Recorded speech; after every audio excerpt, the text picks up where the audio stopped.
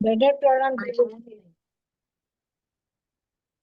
चिंता संतान हंतारो यत्पादाम्बुजरेण वा भूयानान्तान्निजाचार्यान् प्रणमामि मुहुर्मुहुः यदनुग्रहतो जन्तुः सर्वदुःखातिहो भवेत् तमहं सर्वदा वन्दे श्रीमद्वल्लभनन्दनम् अज्ञानतिमिरान्धस्य ज्ञानाञ्जनशलाकया चक्षुरुन्मीलितं येन तस्मै श्रीगुरवे नमः। नमामि हृदये शेषे नीलाक्षिराब्धिशायिनम् लक्ष्मीसहस्रलीलाभिः सेव्यमानं कलानिधिम् चतुर्भिश्च चतुर्भिश्च चतुर्भिश्च त्रिभिस्तथा षड्भिर्विराजते योऽसौ पञ्चधा हृदये मम। आचार्य वाच प्रणमामि भाष्य निबंध बोधि तथा इतराष्ट्रयास्त्र मत्स्वान्तागत्य कृतावृतास्त्र मदीय वाचामृतवरिपुरंसते।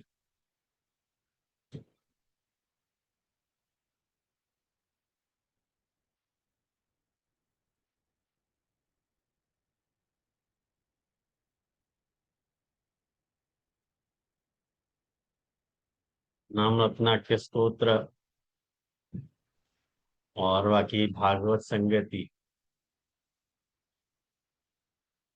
तदंतर्गत अपन ने 79 नाम देख लिए श्री गुसाई जी की कृपा से।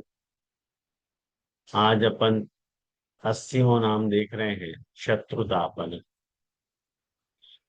और बनते प्रयासन तक या कि संघर्ष को प्रयास करूंगा कि जो संगति आपको ध्यान में आवे तो बताइए।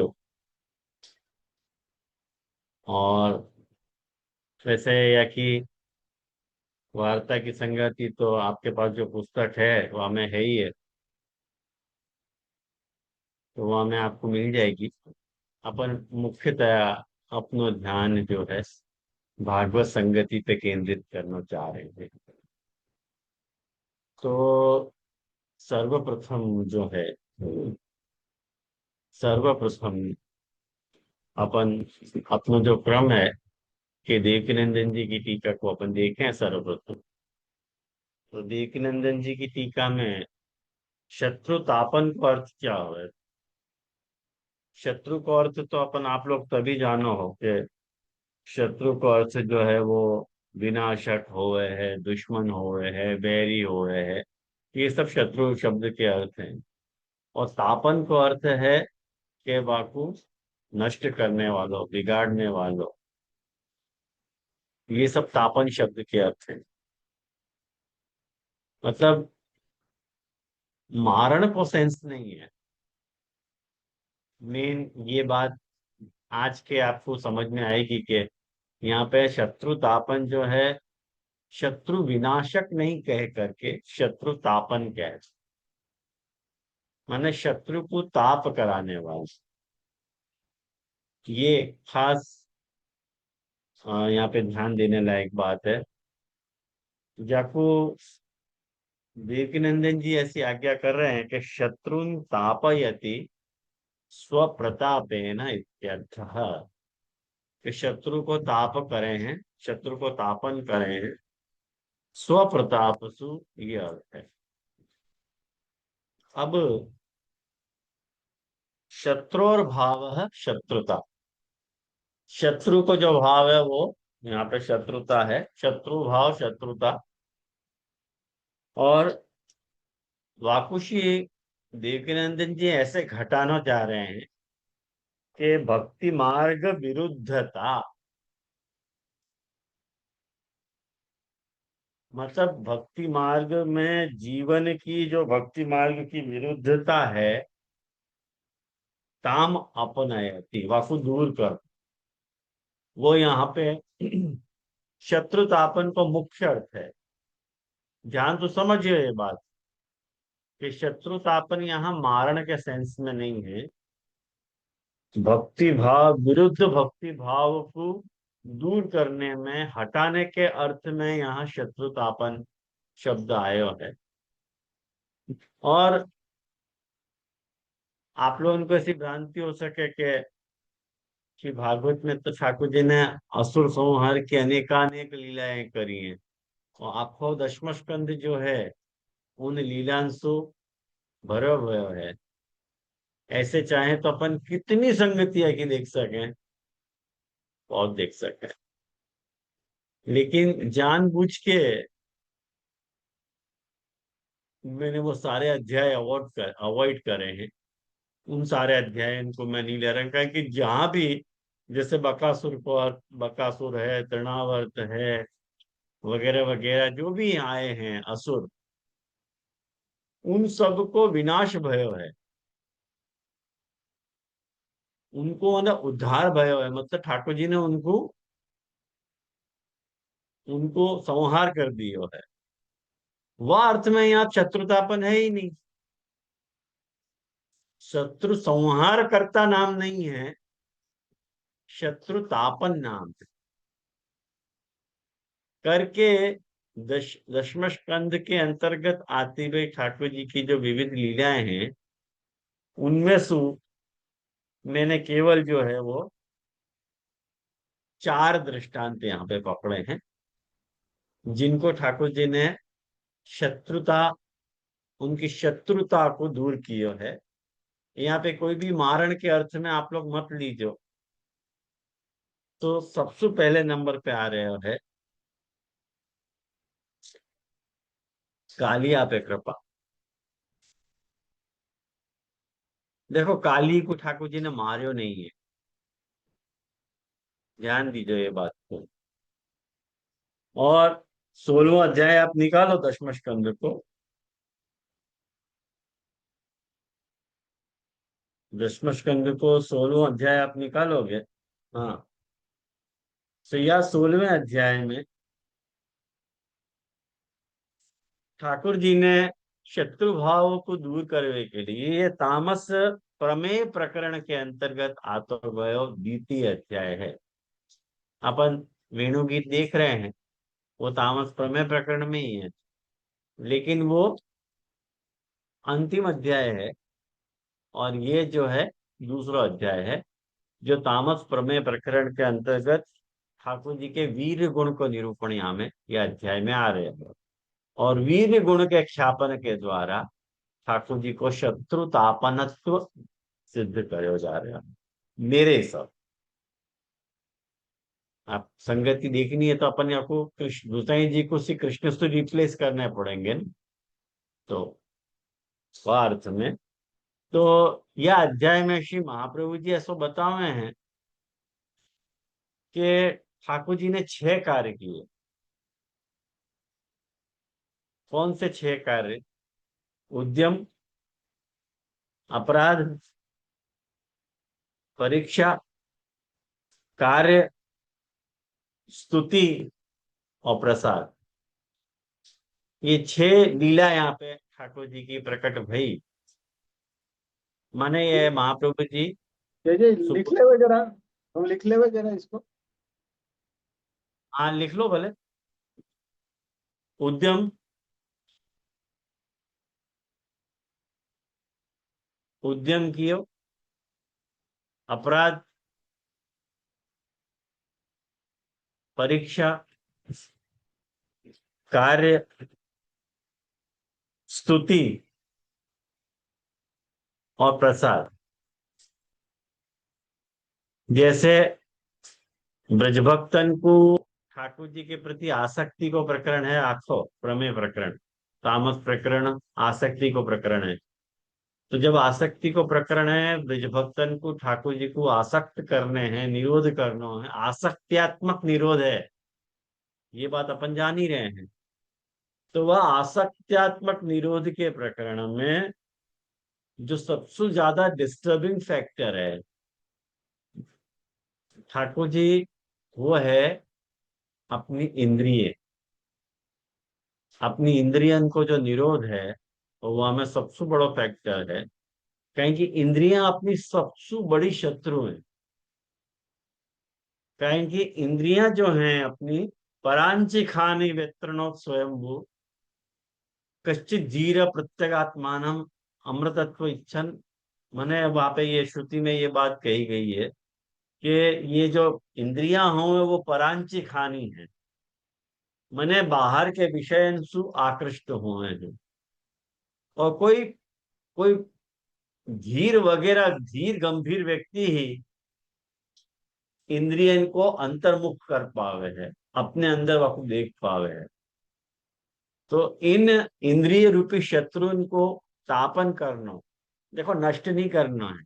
अगर इंद्रियां नहीं रहेंगी तो इंद्रिय इनको भगवत विनियोग कैसे संभव होएगा।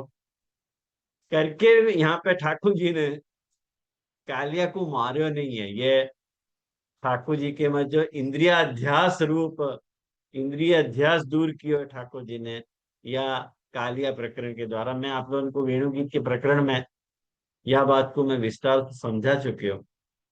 तो आप विशेष जिज्ञासा हो तो वो वालो एपिसोड, वो वाला वीडियो आप देख लोगे तो आपको पता चल जाएगी। तो ये जो उद्यम है ठाकुर जी ने कालिया को दमन करने को उद्यम किया। दूसरे क्रम पे आ रहे है अपराध। अपराध मतलब काली को अपराध भयो। काली को क्या अपराध भयो, तो आपको पता है कि मैंने बहुत बार ये स्टोरी भी आप लोगों को सुनाई थी कि कालिया मैंने ये सरपन की जो माता है और गरुड़ की जो माता है उनमें आपस में बैर है। तो गरुड़ जी ने सरपन को खाना शुरू किया, और सरपन को खाना शुरू कियो तो ये कद्रू को जो माने सर्प की जो माता थी कद्रू, वो वाकू जरो माने ये जो कालिया वाको बेटा हतो। ये अध्याय हमें आई है, ये कथा आप देख लीजिए। हमें मैं ज्यादा पूरी नहीं सुना रहा हूँ आपको, आपको टाइम जाएगा ज्यादा। गरुड़ की माता बिनता और सरपन की माता कद्रू। तो कद्रू को जो बेटा तो कालिया नाग, वो बड़ा उद्दंड હતો। वो गरुड़ पे बहुत विषैलो ताकतवर भी હતો। तो वो अपने आप को समर्पित करने तैयार नहीं હતો। और जब वाने गरुड़ जी के सामने विद्रोह कियो तो गरुड़ जी ने वह को फन कुचलियो। और वाह भयसु, ये जो कालिया હતો वो यमुना के कुंड में देह में आके रह गयो तो। कारण की वाकई भी बहुत प्रसिद्ध कथा है कि सौरभी ऋषि जो हते, सौभरी ऋषि, सॉरी सौभरी, सौभरी ऋषि जो हते वो वहां पे तपस्या कर रहे थे। और गरुड़ जो हतो वो मतलब मछली इनकी रानी को तालाब के अंदर जाके खा गए। तो उन लोगों ने विनती करी सौभरी ऋषि से कि भाई ये तो हमारे जीवन को खा जाए है, क्या करना। तो सौभरी ऋषि ने गरुड़ जी को श्राप दियो कि भाई ये या देह के अंदर कालिया माने यमुना की जो दह है, यमुना जी को जो कुंड है वहां के अंदर जो भी गरुड़ जाएगा वो ध्वस्त हो जाएगा। और कालिया के सिवा ये बात कोई को पता नहीं आती। करके कालिया नाग जो है यमुना जी में आके छुपे, और वहां पे आके माने पूरा यमुना जल को विषाक्त कियो। और याके एक अध्याय पहले ही आप देखो कि ठाकुर जी ने जो ठाकुर जी गौचारण के लिए पधारे हैं, और वह एक अध्याय के अंत में, अंत के दो जो श्लोक हैं वो आप देख लोगे ना, तो वहां में ये बात आई है कि गायन ने वो पानी विषाक्त जल पी लियो, ग्वाल बालन ने वो विषाक्त जल पी लियो, तो वो मरणासन्न हो गए। और ठाकुर जी ने अपनी दृष्टि से उनको जीवाए। और फिर उनको ये बात पता चली कि ठाकुर जी ने अपनी अमृत दृष्टि से उनको जीवन दान दियो है। ऐसे ये जो हतो वो कालिए को अपराध हतो, है ना ध्यान में। ये जो महाप्रभु जी कह रहे हैं ना, काली को दमन और काली को अपराध, ये काली को अपराध है। तो और ठाकुर जी ने यहाँ भक्तन के स्नेह की परीक्षा करी है। ये देखें ठाकुर जी के मेरे से कितना प्रेम है सबन के।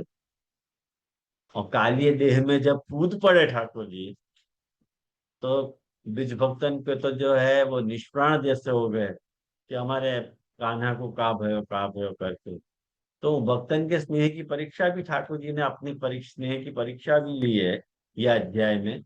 और चौथो कार्य कियो कि कालिय दमन को कार्य कियो, वाको दमन कियो है। देखो दमन और तापन, एक ही बात। ताप करो या दमन करो, वाको तापन कर दो या दमन कर दो, एक ही बात है। तो वाको दमन कियो मतलब वाकु वाकु कहीं के यहाँ तो छोड़ के तो कहीं और चलो जा। और ठाकुर जी ने वाको अभय दान दी होगा। ये पूरी काली देह की स्टोरी आप पढ़ लोगे, लीला वो अध्याय जो पढ़ लोगे 16वां अध्याय, तो आपको ये बात अच्छी तरह से स्पष्ट हो जाएगी। और वाके बाद नाग पत्नी ने ठाकुर जी की स्तुति करी है। और फिर ठाकुर जी ने कालिया को जो है वो भगवान की कृपा प्रसाद प्रकट करो है। तो ये आखो जो है यहाँ पे कालिया नाग को जो अध्याय है, वह अध्याय के द्वारा ठाकुर जी के शत्रुतापन को रूप यहाँ प्रकट होता, कि शत्रु को ताप करा सके ठाकुर जी, ऐसो रूप ठाकुर जी ने प्रकट कियो है। तो ये अध्याय सु ठाकुर जी के गोसाई जी के या नाम की संगति जो है पहले पड़ाव पे या कालिय देह वाले अध्याय सु संगति हो रही है। बाकी जो है आप असुर असुर मारण के अध्याय से की संगति अपने को नहीं करनी है, कहेंगे वहां में तापन को अर्थ विमुख हो जाएगा। सेकंड जो बात आ रही है, वो बात आ रही है इंद्र यज्ञ निवारण की। ठाकुर जी ने इंद्र को तापन की वजह, ये दूसरी संगति है भागवत की। या नाम के अर्थ या नाम के संदर्भ में आप 24वां अध्याय निकालोगे, 24वां अध्याय देखोगे, तो 24वें अध्याय में तामस साधन प्रकरण को जो है ये तामस साधन प्रकरण को तीसरा अध्याय है। अब यह अध्याय के विषय में श्री महाप्रभु जी से आज्ञा करे हैं कि जिन ब्रज भक्तन को ठाकुर जी को निरोध करना, अब साधन प्रकरण है। अब ब्रज भक्तन के द्वारा जो कियो जाने वाला जो साधन है, कौन से साधन को ठाकुर जी साधन तया मानेंगे? जाहिर सी बात है, वैदिक साधन को या मर्यादा मार्गीय साधन को या लौकिक साधन को ठाकुर जी साधन नहीं मानेंगे। भगवत प्राप्ति के लिए कौन से साधन को मानेंगे? वैदिक यदि तुमने साधन कुछ कियो है भक्त्यात्मक, वाको ठाकुर जी कंसीडर करेंगे, वाको ठाकुर जी मानेंगे।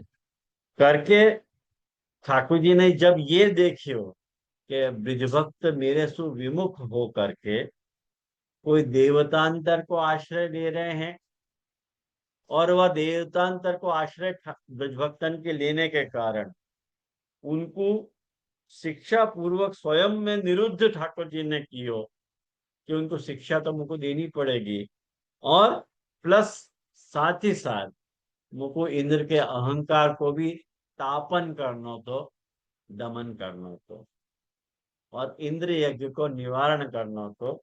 ठाकुर जी ये बात समझा रहे हैं और दर्क सु युक्ति सु ठाकुर जी साधन को कन्विंस कर रहे हैं कि ये जो तुम साधन कर रहे हो, इंद्र यज्ञ कर रहे हो, ये लौकिक साधन है।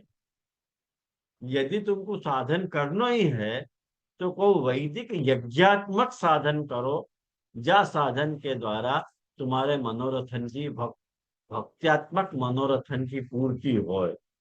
या लिए ठाकुर जी ने गोवर्धन यज्ञ को शुरू करवाया। और करके आप देखो इंद्रिय के निवारण में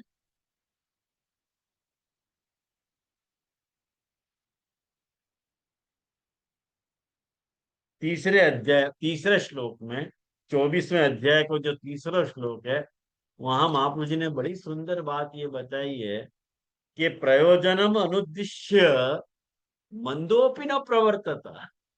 बहुत सुंदर बात बता मैं महाप्रभु जी कि जा कार्य को करने में कोई प्रयोजन नहीं होवे ना, मूर्ख लोग भी वह कार्य को नहीं करे। और मेरे हिसाब से आप तो मूर्ख तो नहीं हो। यानी ठाकुर जी टका का प्रश्न नंदराय जी से पूछ रहे हैं कि आप लोगों के सामने कौन सा बड़ा भारी काम और कौन सा उत्सव आप पूछो, या को फल क्या है, और कौन से उद्देश्य से कौन लोग कौन साधनन के द्वारा यज्ञ करे हैं। आप मुझको ये तो बताओ, क्या ये यज्ञ जो आप कर रहे हो वो क्या यज्ञ वेद में प्रसिद्ध है? इंद्र यज्ञ नहीं प्रसिद्ध नहीं है। मैंने या श्लोक में महाप्रभु जी बताओ मैं फल की इंक्वायरी है, फल की इंक्वायरी कर रहे हैं महाप्रभु जी। अरे ठाकुर जी, यानी ये ठाकुर जी चौथे प्रश्न में, चौथे श्लोक में यूं कह रहे हैं कि मुझको आप बताओ तो सही, 9 बातें गुप्त रखने लायक हैं। वो ठाकुर जी अध्याय में बता रहे हैं कि 9 बातें गुप्त रखने लायक हैं। आप मेरे पिता हैं और मैं आपका पुत्र हूं, ये बात सुनने के लिए मुझको बड़ी उत्कंठा है पिताजी। और जो संत पुरुष सबको अपनी आत्मा माने हैं, जिनकी दृष्टि में अपने और पराये को भेद नहीं है, जिनको न कोई मित्र है, न शत्रु है, न उदासीन है, उनके पास छिपाने की तो कोई बात हो ही नहीं ना। परंतु यदि ऐसी स्थिति नहीं हो तो रहस्य की भांति जो है, शत्रु की भांति उदासीन तो भी नहीं कहनी चाहिए। रहस्य की जो बात है ना, वो अब तो कोई सुनी कहनी चाहिए। यानी ये 9 बातें ठाकुर जी ने वहां पे बताई है। सुबोधनी जी देख लीजिए कि बड़ी फैंटास्टिक सुबोधनी जी है याकी। अब वह सुबोधनी जी को मैं अभी लाऊं तो पार ही नहीं पड़े, तो इस पूरे नाम की संगत ही रह जाएगी। खैर यानी दिशा निर्देश आपको कर दे रहे होंगे, तो वो आप देख लो हमें। और वाक्य बात कह लिए, मैं आपको खाली वाक्य पॉइंट्स बता दे रहा हूँ ताकि आपको देखने में वाकई सरलता रहे। करके ठाकुर जी, कोई भी कर्म आवश्यक है कि अनावश्यक है, बाकी 3 कसौटी ठाकुर जी समझा रहे हैं छठे श्लोक में। देखो आप देखो, ये संसारी मनुष्य जो है समझे बेसमझे अनेक प्रकार के कर्मन का अनुष्ठान करे है, तो हमें समझ बूझ कर करने वाले पुरुषों के कर्म जैसे सफल होते हैं, वैसे बेसमझ के नहीं। अतः यह समय आप लोग जो क्रिया योग करवे जा रहे हैं, वो शास्त्र सम्मत है या लौकिकी है, ये मुझको आप सब तरह से बताओ। यदि शास्त्र सम्मत है तो कोई बात ही नहीं है, और यदि लौकिक है तो मत करो। वाके बाद नंदराय जी जो है 4 श्लोकन से आपको और ठाकुर जी के प्रश्न को जवाब दे रहे हैं, 8, 9, 10 और 11। और वहां में ठाकुर जी ये बात बता रहे हैं कि 11वें श्लोक में नंदराय जी ठाकुर जी को ये कन्विंस करने का प्रयास कर रहे हैं कि परंपरा सु आत्मभय जो धर्म है, वाको कभी नहीं छोड़ना चाहिए। यह धर्म हमारी कुल परंपरा से चलो आयो है। जो मनुष्य जो है काम, लोभ, भय अथवा द्वेषवश ऐसे परंपरागत धर्म को छोड़ दे है, वाको कभी मंगल नहीं होगा। मतलब आज जो अपन परंपरा से हवेली चली आ रही है, ऐसी जो दुहाई अपन दे रहे हैं ना, ये तो परंपरा से चली आ रही है। वहां को यहाँ देखो ठाकुर जी काट कर रहे हैं। ठाकुर जी ने वहां को बहुत सुंदर उत्तर यहाँ को दियो है, समाधान। ठाकुर जी कह रहे हैं, कर्म की प्रधानता का निरूपण श्लोक 13, 14, 15, 16, 17, 18 और वहां से लेकर 30 श्लोक तक ठाकुर जी कर्म की प्रधानता का निरूपण कर रहे हैं। बहुत सुंदर श्लोक हैं, देखने लायक श्लोक हैं, जिनमें अपने को ये बात पता चल सके है कि आदमी को कौन सा कर्म करना चाहिए और कौन सा कर्म नहीं करना चाहिए। ये सब बात पता चले है करके जो है, ये पूरा आप पढ़ लोगे, वहां में ठाकुर जी देखो 15वें श्लोक में ये बात कह रहे हैं कि अपने कर्म के लिए जो है ईश्वर को जिम्मेदार नहीं मानते। किम इंद्रेण इह भूतानां स्वस्व कर्मानुवर्तिनाम अनिशेन अन्यथा कर्तुम स्वभाव विहितम नराम। ठाकुर जी ये बात कह रहे हैं कि जब सब प्राणी अपने अपने कर्मों को फूल भोग रहे हैं तो हमें इंद्र की क्या आवश्यकता है। ये ठाकुर जी टका को प्रश्न पूछ रहे हैं, अपने को इंद्र की आवश्यकता क्या है। मनुष्य अपने स्वभाव के अधीन है, वो वही को अनुसरण करे। ये सारो जगत स्वभाव में स्थित है, या लिए अपने कर्मन के अनुसार जो है उत्तम और अधम शरीर को ग्रहण करे है जीव, और तद अनुसार फल को प्राप्त करे है।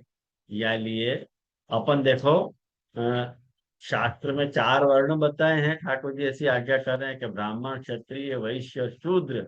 और अपन वहां में वैश्य के जो है 3 वृत्ति बताई है, वाणिज्य कृष्ण ने 4 वृत्ति बताई है कि कृषि, वाणिज्य, गोरक्षा और ब्याज लेना। खेती करना, दुकानदारी करनी, गोरक्षा करनी और ब्याज लेना। तो अपन लोग जो हैं वो गौपालक हैं, तो अपनी तो वृत्ति भी यही है कि गायन की रक्षा करना। और गायन की जो अपन रक्षा करेंगे तो गायन को जो है हरी हरी घास अपन को प्रोवाइड करनी चाहिए। और वो ये जो पर्वत है वो बादल को आकर्षित करे है, तब इंद्र वर्षा माने तब वर्षा आवे है। और जब वर्षा आवे तो खेत में फसल हो गए है, फसल हो गए है तो अपन को जो पशुपालन को जो व्यवसाय है वो अच्छी तरह से चल सके है। यानी तुम्हारी ये दलील खोटी है कि इंद्र को यज्ञ करो, एक्चुअली तुमको गोवर्धन को यज्ञ करना चाहिए।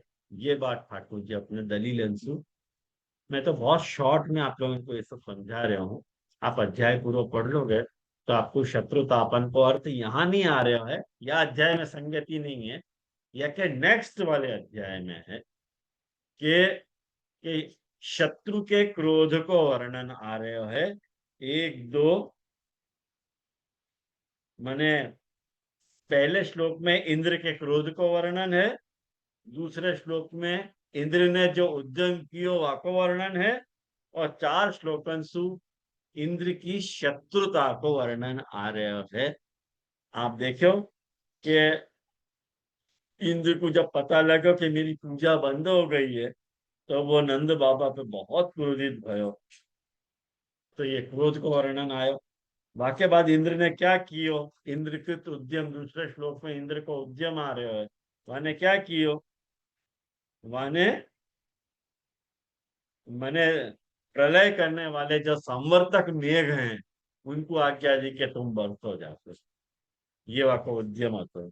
और 4 श्लोकन सु इंद्र की शत्रुता देखो प्रकट कैसे हो रही है वचनन में। ये ये देखो क्या कह रहे हैं वो, कि इन जंगली ग्वालन को घमंड, इतना घमंड, सच्ची में ये धन को नशा है। देखो तो सही, एक साधारण मनुष्य कृष्ण, हम देखो ठाकुर जी के लिए कौन से प्रकार की शब्दावली वापरे है। जब क्रोध मनुष्य पे चाहता है पहले विवेक मर जाता है। और रामधारी सिंह दिनकर कहवे ना कि जब नाश मनुष्य पे चाहता है तो वह को जो है वह को विवेक मर जाए है। तो ठाकुर जी को साधारण मनुष्य कह के संबोधित कर रहे हैं। और वाक्य बल पे इनने देवराज को अपमान कर दियो। देखो कैसा शत्रु भाव प्रबल। तो ये 4 श्लोक आपने, कृष्ण जो है देखो 5वें श्लोक में तो इतनी निंदा कर रहे हैं वो ठाकुर जी की। वो कह रहे हो कृष्ण जो है बकवादी है, नादान है, अभिमानी है और मूर्ख है, ऐसे बोल रहे हैं। लेकिन अपने आप को बहुत ज्ञानी समझे है, वो तो स्वयं मृत्यु को ग्रास है, ऐसे इंद्र बोल रहे हैं। फिर भी इन लोगों ने वाको सहारा लेके मेरी अवहेलना करी है। अब तो मैं इन लोगों को मिट्टी में जरूर मिला दूंगा। देखो कितनी बड़ी बात इंद्र की शत्रुता की हमें आ रही है कि इंद्र ने ये शत्रु भरे वचन कहे। और जब वाके बाद 8 श्लोक से लेकर के 13 श्लोक तक इंद्र के क्रोध को कार्य प्रकट थे कि इंद्र ने क्या क्या कियो वाको वर्णन आ रहे हो। और वाक्य बाद 14वें श्लोक में, जो 13वें श्लोक में जब सारे ब्रजवासी ने इकट्ठे होकर के ठाकुर जी से ये बात कही, देखो शरणागति कैसे प्रकट हो रही है कि हे प्रभु, या सारे गोकुल के एकमात्र आप स्वामी हो, एकमात्र रक्षक तुम ही हो। इंद्र के क्रोध से अब तुम ही हमारी रक्षा कर सको हो। पूर्ण शरणागति प्रकट हो रही है यहाँ पे, देखो आप, पूर्ण शरणागति। अब जब ये शरणागति प्रकट भई, तब ठाकुर जी ने ये देखो कि वर्षा और उलन की मार से पीड़ित होकर सारे बेहोश हो रहे हैं और समझ गए कि सारी करतूत इंद्र की है, तो उनने क्रोधवश ऐसा किया है। शत्रु भाव प्रबल हो गया ना। तो यहाँ नहीं है, लेकिन सुबोधि जी में महाप्रभु जी ने, या श्लोक की सुबोधि जी में इतनी बढ़िया बात बताई है। महाप्रभु जी आज्ञा करें कि ठाकुर जी ने ये सोचो कि या मेघ को मैं रोकूं कि मैं इंद्र को मारूं,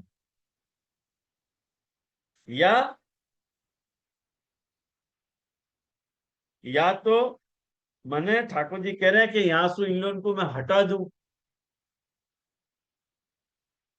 या तो इनके ऊपर कैसे इनको बचाव करूं, कौन सा ऐसा उपाय करूं कि सारे ये लोग जो हैं, मेरे सारे भक्त जो हैं, बच जाएं।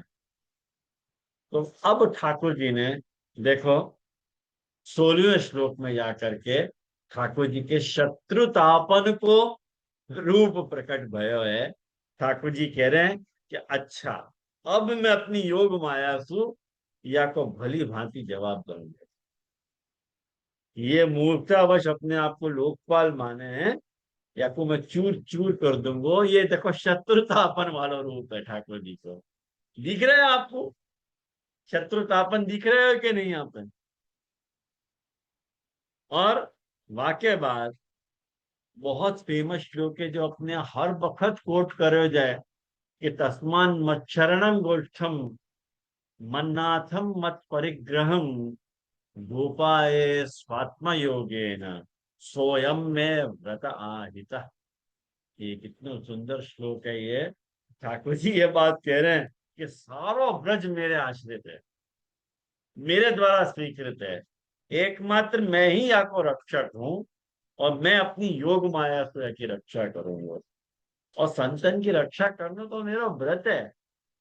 अब वाक्य पालन को अवसर आ गया है, तो ठाकुर जी ने, और ये कह करके, जैसे अपन बरसात में जो कुकुर मुत्ता आवे ना, वहां को उखाड़ लेवे ना अपन, ऐसे ठाकुर जी ने पर्वत को उखाड़ के अपनी भुजा पे धारण किया, या उंगली पे पर्वत धारण कर लियो। और ठाकुर जी ने कहे कि देखो माता जी, पिताजी, ब्रिजवासियों, तुम लोग अपनी गैया और सब सामग्रियों के साथ या पर्वत के गड्ढा में आके आराम से बैठ जाओ, जरा भी मत डरो। मैंने तुमको बचाने के लिए ये युक्ति रहती है। ठाकुर जी आश्वासन दे रहे हैं। क्यों आश्वासन दे रहे हैं? शत्रुतापन करना चाह रहे हैं ठाकुर जी। तो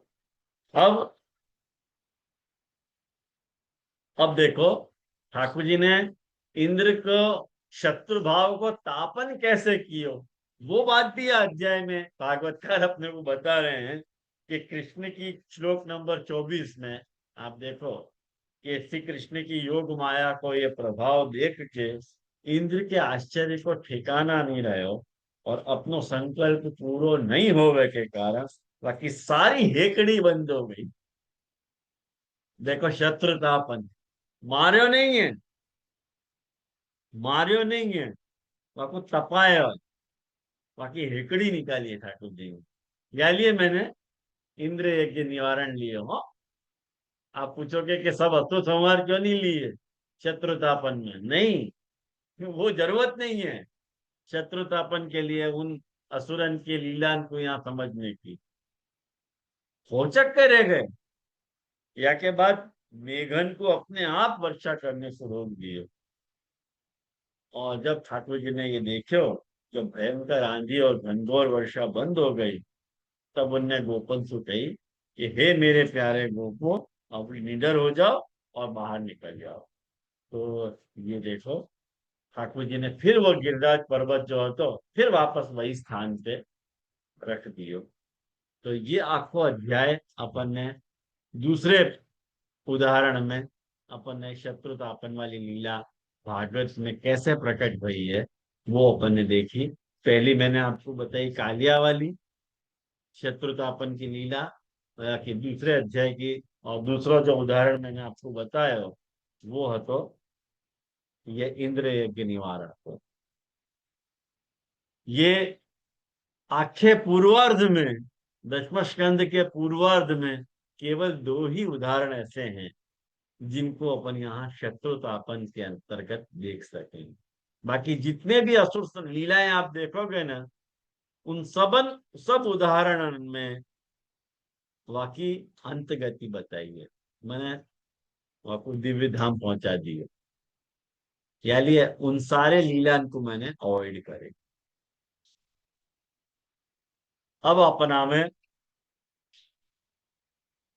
उत्तरार्ध पे, उत्तरार्ध में अपन आवे तो राजस साधन प्रकरण पे जामे अपन। भागवत के अनुसार अध्याय नंबर 54, 54 वाले अध्याय में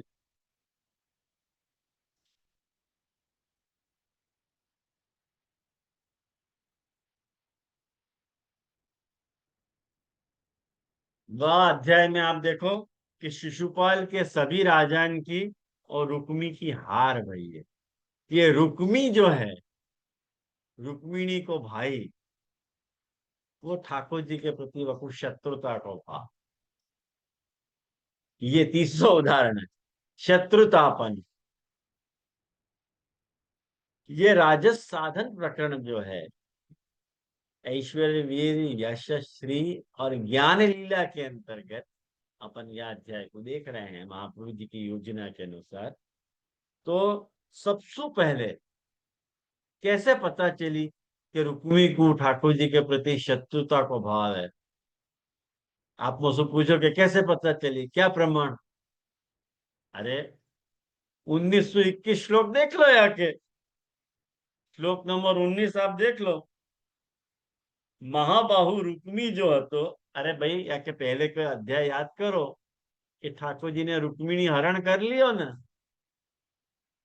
रुक्मिणी हरण कर लियो। तो ये मैंने वाक्य बात देखो, रुक्मिणी जी को वड़ो भाई रुक्मी भगवान कृष्ण सु बहुत द्वेष रखते हो। तो 18वां अध्याय 18 श्लोक देखो आप।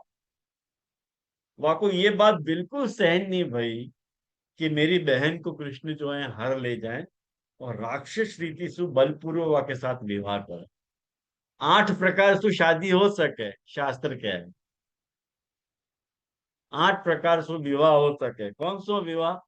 एक फटाफट अपन देख लें तो ताकि आपको संगति ध्यान में आवे। पहला विवाह है ब्रह्म विवाह।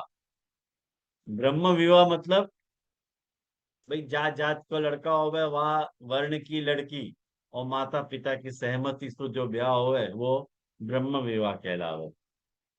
दूसरो विवाह है देव विवाह। देव विवाह कैसे होवे?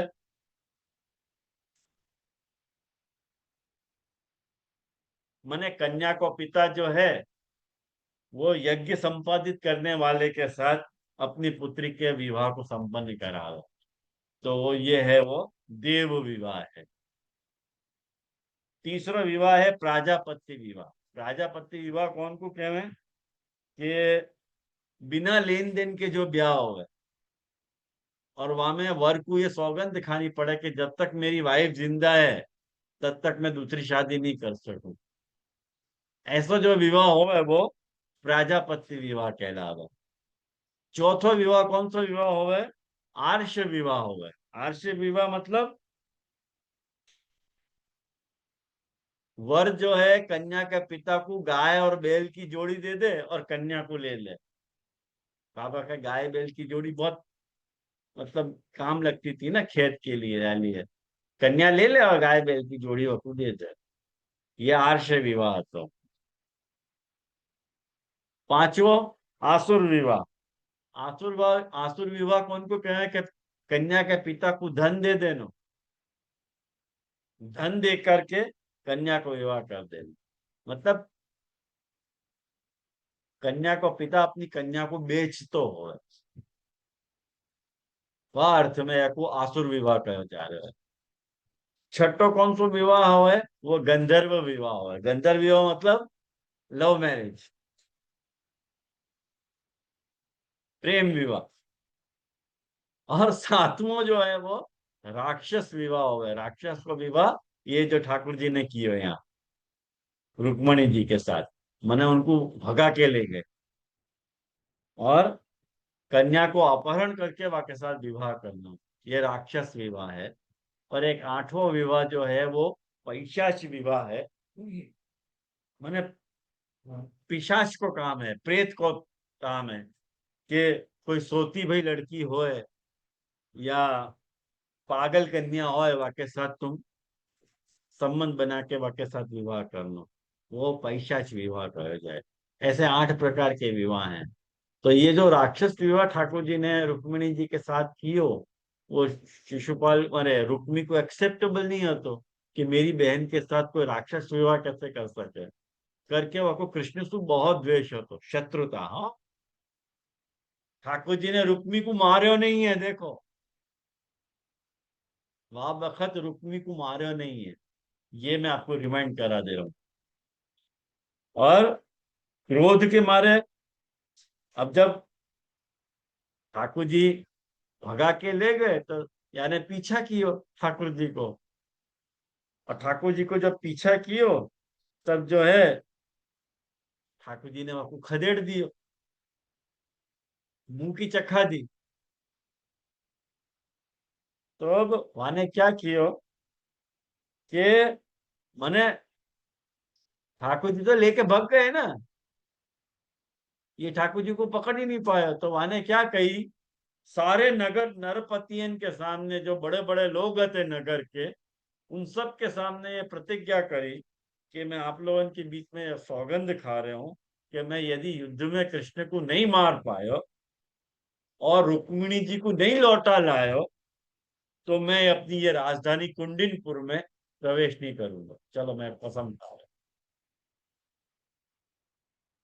और रथ सारथी को कही कि मेरा रथ वहां ले चलो जहां ठाकुर जी है करके। ठीक है भाई, चलो।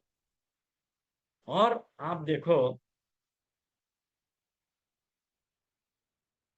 वाकई बात जो है, अब मैं आपको बताऊं, रुक्मी को जो शत्रु भाव है वो श्लोक नंबर 20, 21 और 22 में प्रकट हो रहे है। आप देख लीजिए, चेक कर लीजिए बाद में। और वह शत्रु भाव के प्रकट होने के कारण वाक्य मुंह शत्रुता भरे वचन निकल रहे हैं। श्लोक नंबर 24, 25 और 26। आप देखो क्या क्या बोल रहे हो वो ठाकुर जी के लिए।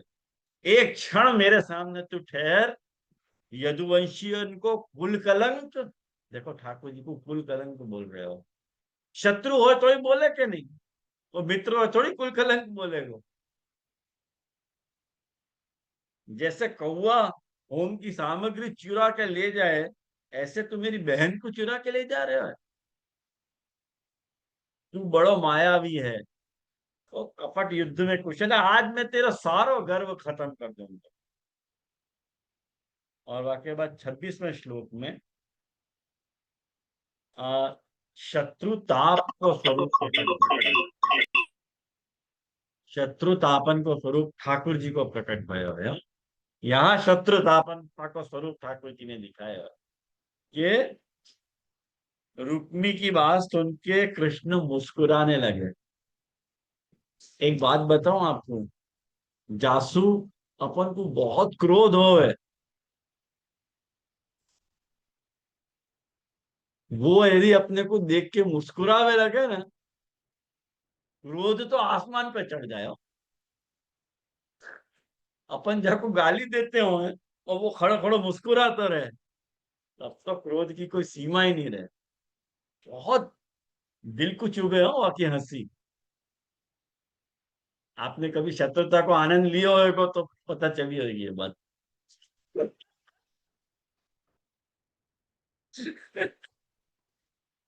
वो भी एक रस है, वो भी एक रस है। वीर रस है कि नहीं? वीर रस भी रस ही है ना। तो ठाकुर जी ने क्या किया, वहां को धनुष काट डाले और वहां के पास 6 बाण छोड़े ठाकुर जी ने।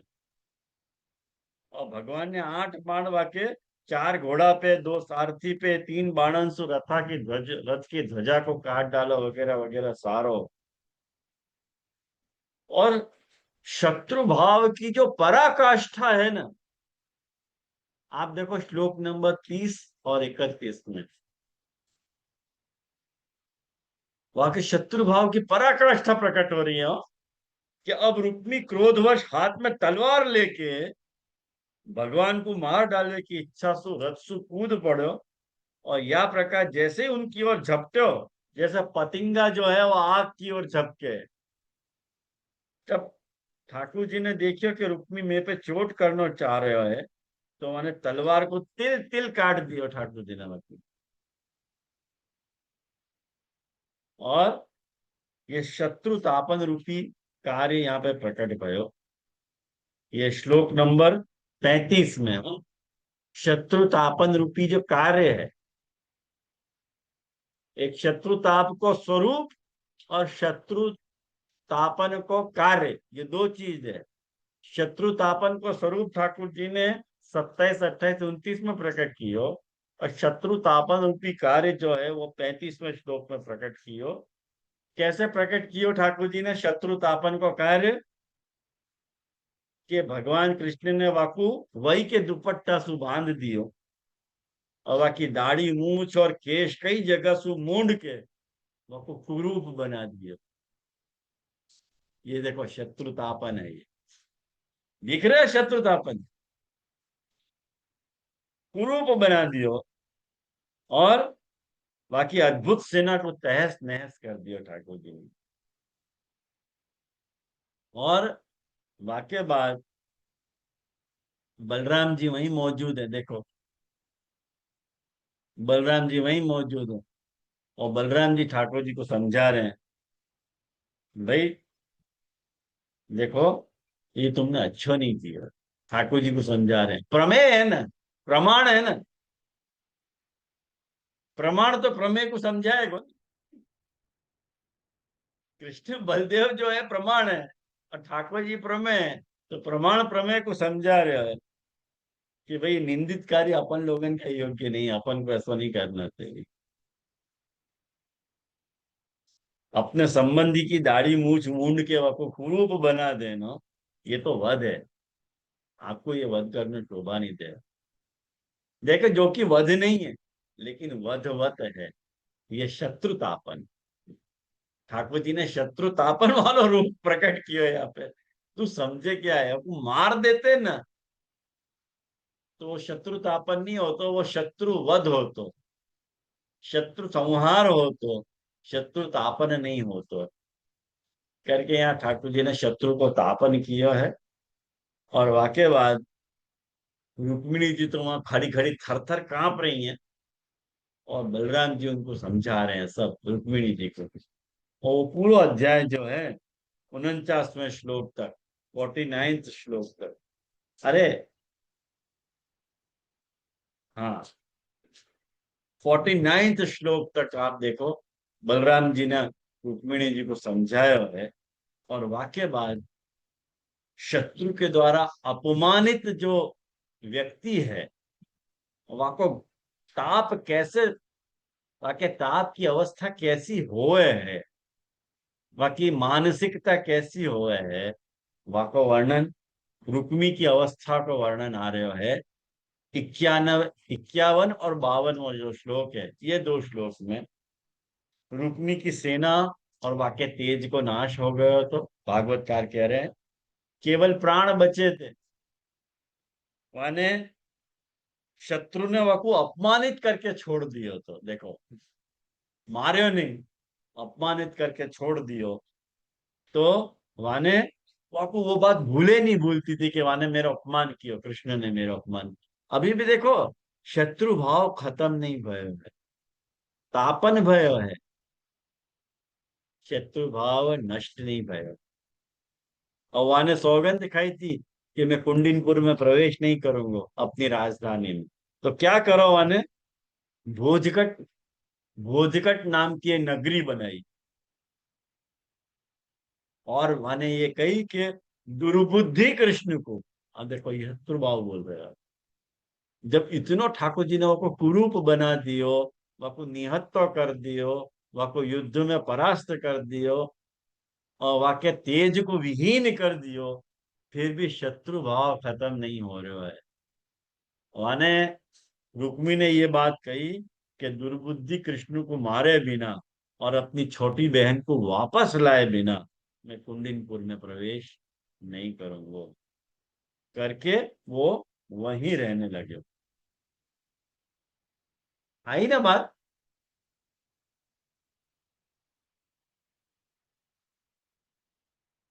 तो ये मिला के अपन ने ये तीसरा उदाहरण शत्रुतापन को देखियो कि कैसे शत्रुतापन वाला रूप यहाँ रुक्मी जी के साथ ठाकुर जी को प्रकट भयो। और वाक्य बात जो है, अब आज समय नहीं है कि अपन या को चौथो देख पावे, लेकिन अगली बार अपन या को जरूर देखेंगे। एक चौथो वाक्य आप बोलो तो करूँ, नहीं तो रहवे दूं, खाली बता दूं मैं आपको। जैसे बोले आप ना लोग मुझे फिर करवो अनेक तो है संबंध। ना, ले ऐसे थोड़ी चलेगो। छुट हाँ, आप थोड़ी छोड़ सके। छुट्टी नहीं नहीं, मैं बता दूंगा आपको, आप देख लीजिए यूं। हाँ जैसे आप बता नहीं, दो तो देख लेंगे सब कोई बात। तो आप जैसे अगर आपकी एक्सप्लेनेशन की सुविधा हो। आवश्यकता न हो तो बता दो आप। Thank you. अभी 15 मिनट तो आराम से जाएगी बताने में। ठीक है, कोई बात नहीं, अगली बार बता दूंगा, चलो कोई बात नहीं। तो ठीक यहाँ है ये रखे अपन। रुक्मिणी जी के ब्याह के बाद जो प्रद्युम्न जी की उत्पत्ति भई है ना, वहां में वो शंबर को आवे कि शंबर प्रद्युम्न को ले गयो समुद्र में फेंक दियो। वो शंबर की कथा कछु मालूम पड़, क्योंकि भागवत जी में वो शंबर की उनने क्यों ऐसो क्यों ये समझ में नहीं आ रहा। तो है ना, शंबरासुर की कथा है तो सही मामला। हाँ सो तो है, लेकिन वो जो शत्रुता युक्त जो कार्य कियो, जो 10 दिन के भीतर ही वो प्रद्युम्न को ले गए और समुद्र में फेंक दियो, तो ये शत्रुता क्यों करी ये वहां में लिखी नहीं थी भागवत जी में, शंबर में। है, वरना आप पढ़ लीजिए वहाँ, मैं देख है लूंगा एक खुलासा, बार। ठीक है, खुलासा है वहाँ। चलो मैं देख लूंगा एक बार। जी। तो आपको आपको ये संगति ध्यान में आई कि नहीं आई, ये लेकिन वाली बहुत ही सुंदर है शत्रुतापन। जी, बहुत सुंदर है जी, तो ये बहुत देखो। कार्य थी। प्रसाद है जे, बहुत बहुत सुंदर समझाए। बहुत आपने परिश्रम बहुत लेके सब ढूंढ के रखे हो हमारे लिए। हाँ, तो ये आप लोग शांति से देखोगे ना उन अध्याय को, खाली मैंने दिशा निर्देश किया है, तो वो आप देखोगे तो आपको शत्रुतापन वाला स्वरूप एकदम स्फुट हो जाएगा। एक और अध्याय अपन, एक और दृष्टांत बाकी रह गया है, वो नवम स्कंद को दृष्टांत है, 10वां स्कंद में नहीं है, 9वां स्कंद में है। तो मैं आपको अगली बार बताऊंगा। तो यहाँ रखें अपन, आश्रय को पद करें, कोई प्रश्न हो तो जरूर आप। नहीं जैसे प्रश्न तो ये नहीं, आपने तो सब सरलता कर दी एकदम। तो फिर ठीक है, तो आश्रय को पद करें। वल्लभ ही को भारी भरोसो, श्री वल्लभ ही को भारी, काहे को मन भटकत डोलत, जो चाहे फलकारी भरोसो, श्री वल्लभ ही को भारी। श्री विठ्ठल गिरधर सब बालक, जगत कियो उद्धार। पुरुषोत्तम प्रभु नाम मंत्र दे, चरण कमल शिर धारी। भरोसो श्री वल्लभ ही को भारी भरोसो। जे श्री पंचांग प्रणाम। दंडवत प्रणाम। जय जय।